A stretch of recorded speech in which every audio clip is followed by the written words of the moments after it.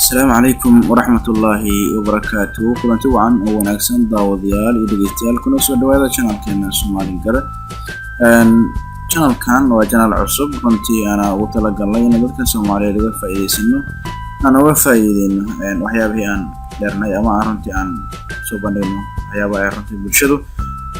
fun noqon kara ama runtii wax ka faa'iideeyaan haddii aalad dhanka waxbarashada iyo weliba haddii aalad dhanka iyo madadaalada